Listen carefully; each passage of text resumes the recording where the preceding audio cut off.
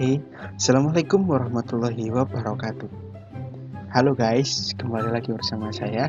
Pada kesempatan kali ini saya akan bercerita mengenai pengalaman saya selama mengikuti MSIP Batch 3, yaitu UI UX Design Mastery at Skillful. Sebelumnya saya ucapkan welcome dan harus saya awali dengan Bismillah dan diakhiri dengan Alhamdulillah. Bismillahirrahmanirrahim. Next. Oke, perkenalkan, saya Edi Sugianto dari Program Studi Informatika Fakultas Ilmu Komputer UPN Veteran Jawa Timur. Nah, pada kesempatan ini saya diberi kesempatan untuk bisa mengikuti studi independen bersertifikat di PT Impact Teknologi Edukasi atau lebih dikenal pada umumnya yaitu Skillful. Nah, program ini berjalan kurang lebih selama 4 bulan mulai dari tanggal 6 Agustus sampai 23 Desember tahun 2022. Nah, perlu diketahui nih, Kampus Merdeka ini apa sih? Bahwasanya Kampus Merdeka adalah bagian dari kebijakan Merdeka Belajar oleh Kementerian Pendidikan, Kebudayaan, Riset dan Teknologi atau Kemendikbudristek yang memberikan seluruh mahasiswa kesempatan untuk mengasah kemampuan sesuai dengan bakat dan minat dengan terjun langsung ke dunia kerja sebagai langkah persiapan karir. Nah, dari studi independen sendiri ini apa sih?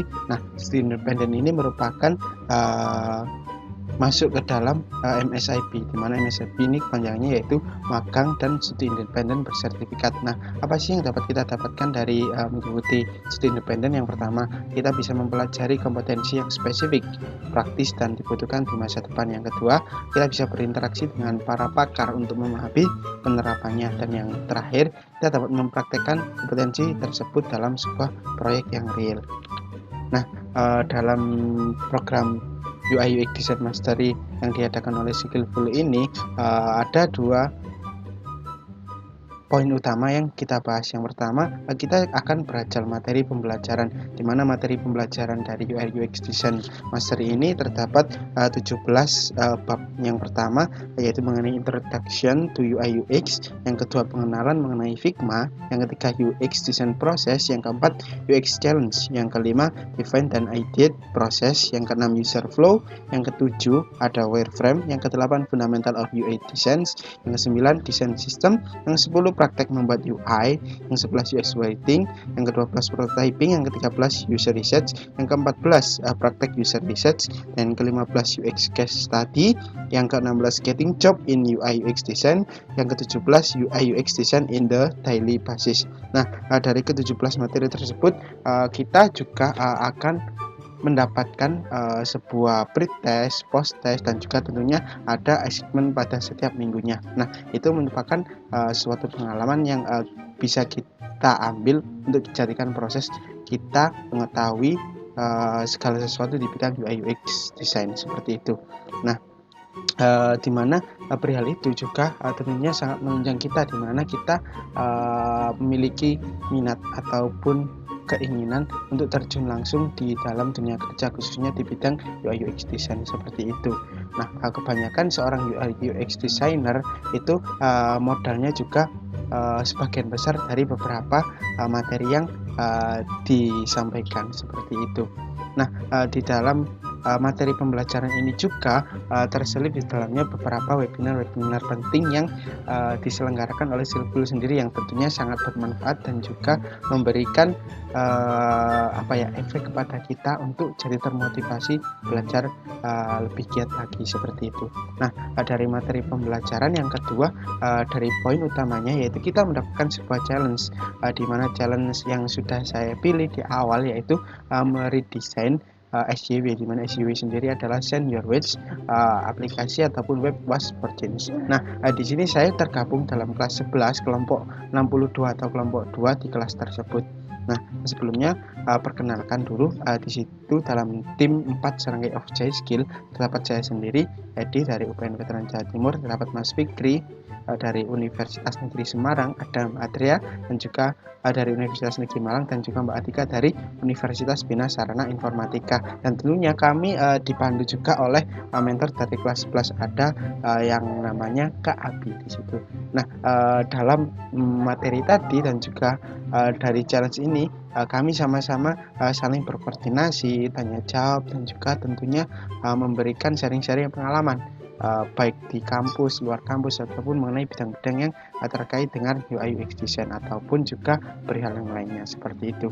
Nah, perlu diketahui sendiri untuk disclaimer dalam project final ini. Pada project ini kami melakukan peningkatan dan redesign UI pada program Senior Wage atau SYW pada website Apps Was for Change.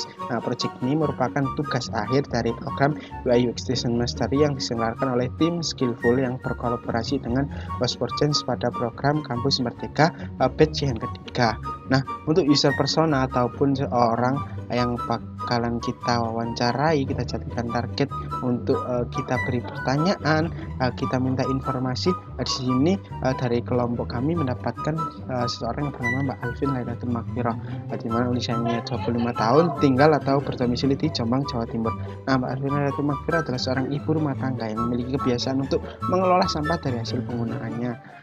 Dalam hal ini dengan adanya pengiriman sampah secara online, dalam kata lain Was for Change sangat membantu dirinya dalam mengirimkan sampah, apalagi terdapat berbagai awards yang menarik yang justru hal itu akan menambah semangat motivasi dirinya untuk terus mengelola sampah.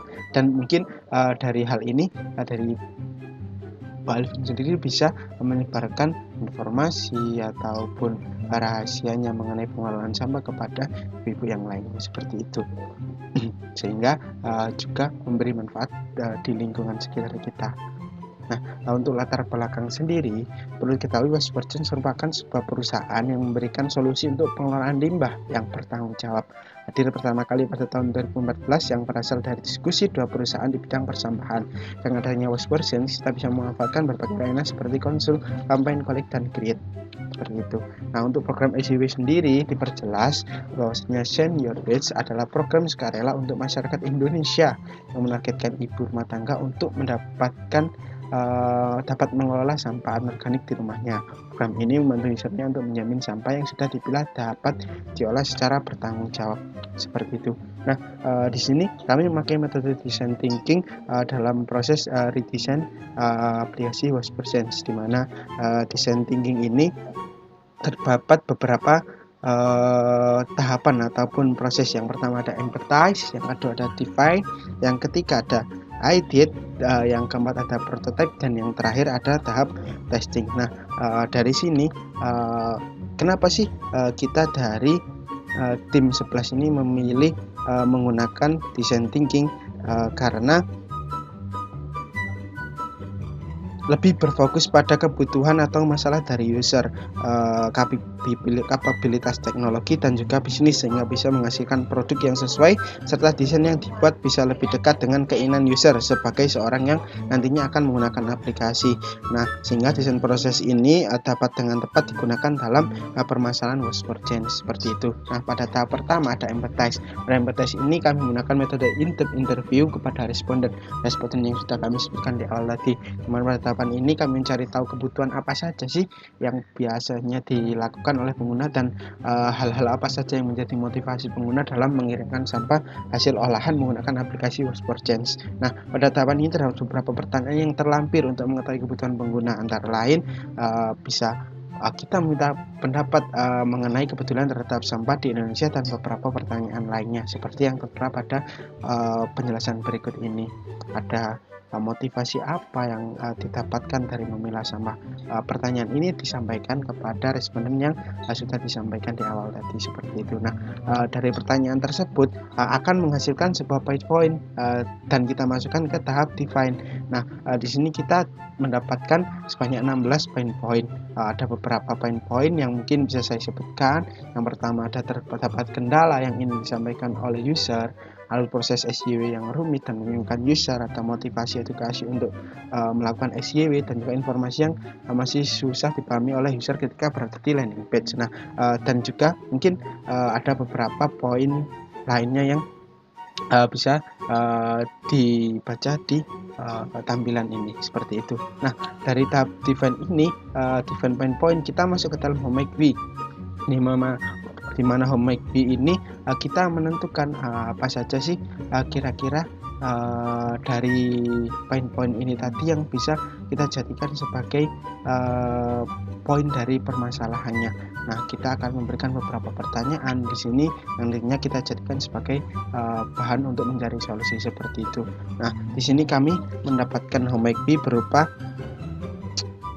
memperbaiki alur proses SYW agar lebih mudah dipahami dan menarik sehingga informasi mudah tersampaikan seperti itu. Nah, selanjutnya kita mendapatkan ide. Nah, di sini kita akan brainstorming ide di situ. Nah, apa saja sih ide yang bisa kita dapatkan dari homework yang sudah kita ambil tadi? Seperti itu, ada contohnya kita bisa ngasih fitur live chat, live video, ada video tutorial, fitur edukasi artikel ataupun revision landing page seperti itu.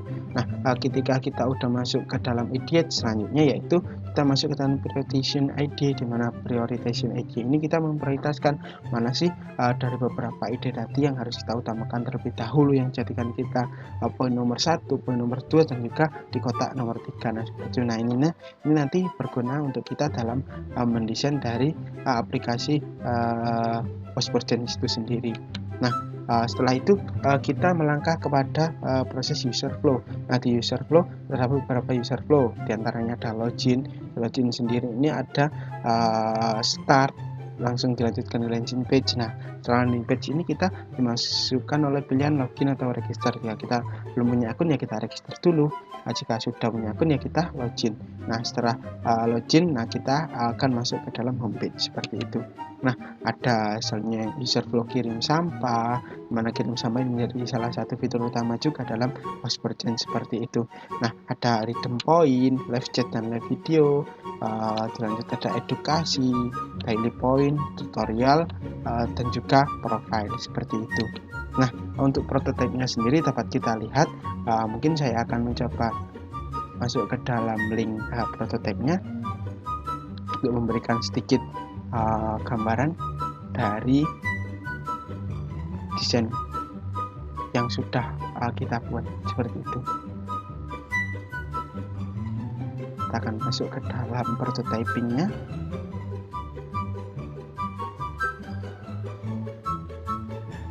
Masih loading, sabar ya teman-teman.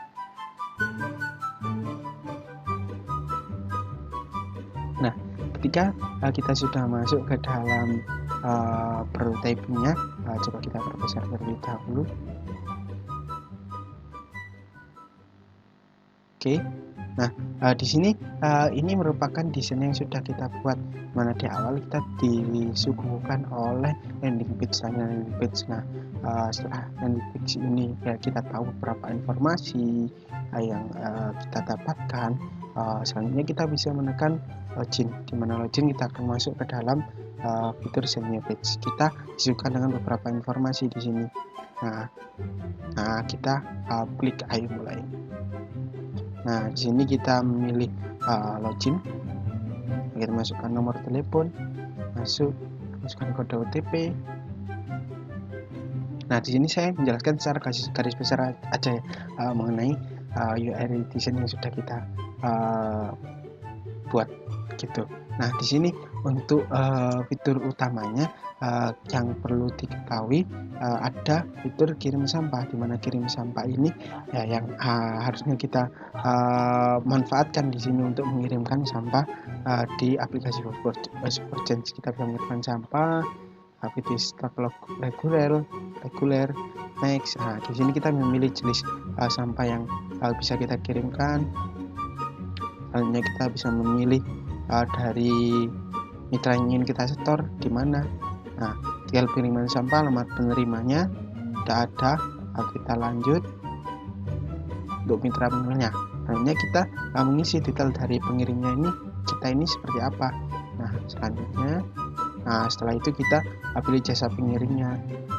Kita di sini memilih GoSend, ada beberapa jasa pengiriman yang tersedia seperti itu. Nah, sebelumnya kita ada pilih metode pembayaran.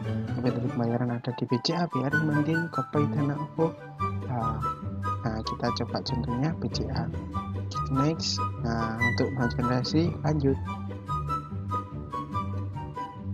Oke. Nah, maka setelah berhasil maka akan muncul transaksi ataupun jadwal transaksinya, di mana kita mengirimkan kemana, pengirimnya siapa, dan yang kita kirimkan apa. Nah, nanti untuk dari transaksi ini kita bisa memantau ini paket kita udah sampai mana, seperti itu. Selesai. Nah, selain dari kirim sampah, juga ada beberapa fitur lainnya seperti fitur edukasi yang memberikan kita sebuah pengetahuan mengenai perihal sampah ataupun lingkungan, seperti itu. Ada juga fitur tutorial mana kita bisa mengetahui melalui artikel ataupun dari video, seperti itu. Nah, ada lagi dari fitur redeem point. Nah, redeem point kita bisa mengumpulkan poin yang nantinya bisa ditukarkan menjadi saldo e-wallet ataupun merchandise. Seperti contohnya kalau saldo e-wallet ditukarkan car point, seperti itu. Nah, selain itu juga ada fitur claim point. Nah, seperti kayak klaim daily point pada Shopee ataupun Tokopedia gitu kan, kita bisa dapatkan poin pada setiap harinya, seperti itu. Nah, poin tadi bisa ditukarkan di fitur redeem point, seperti itu. Nah, adapun fitur live nih teman-teman, fitur live ada live, dimana di sini ada live video yang terdiri dari beberapa tampilan video, seperti kita menonton live pada aplikasi IG ataupun TikTok, seperti itu, yang tentunya memberikan kita informasi yang bermanfaat bagi kita. Ataupun selain live video juga ada fitur live chat. Nah, kita bisa menghubungi admin komunitas atau teman yang terhubung di aplikasi Whisperjam, seperti itu. Nah, ini contohnya. Oke, setelah itu di sini juga ada profile, dimana profile ini sendiri kita juga bisa mengetahui dari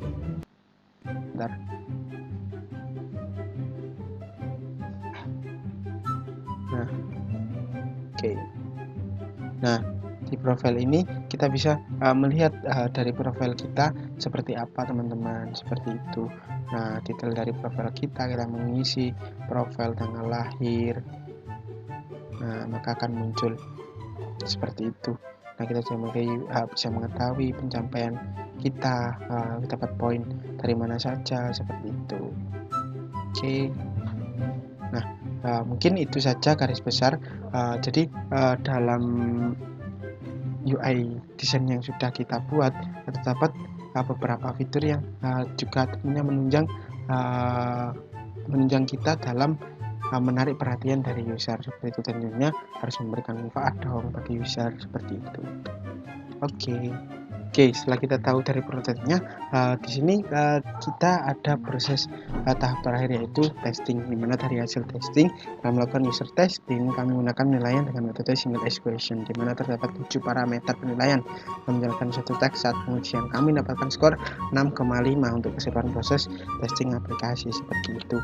Nah, untuk kesimpulan dari testing sendiri, berdasarkan hasil tes yang didapatkan, aplikasi yang kita rancang sudah berjalan dengan baik dan memenuhi objek yang diberikan.